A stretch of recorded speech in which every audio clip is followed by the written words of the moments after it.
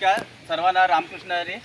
श्री संत सेवा भजन सामाजिक संस्था आणि या आपल्या संस्थेच्या वतीने प्रतिवर्षाप्रमाणे याही वर्षी आपण वृक्षारोपणाचा सोहळा या ठिकाणी आयोजित केलेला आहे. आणि या सोहळ्यामध्ये आपल्या पश्चिम रेल्वेतील सर्वच भजन मंडळांनी उत्स्फूर्तपणे असा सहभाग घेतलेला आहे.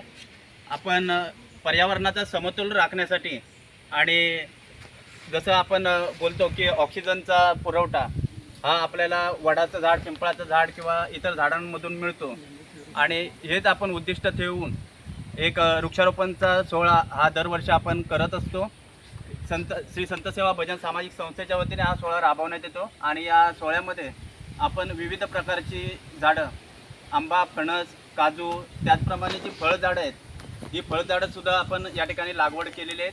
आणि आमचा हा वृक्षारोपणचा जो कार्यक्रम आहे हा प्रतिवर्षी चालतच राहील.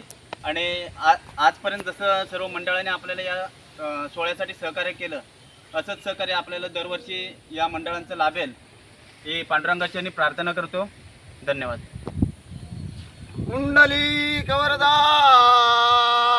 हरी विठ्ठल ज्ञानदेव तुकाराम पंढरीनाथ भगवान माऊली ज्ञानेश्वर महाराज की जय.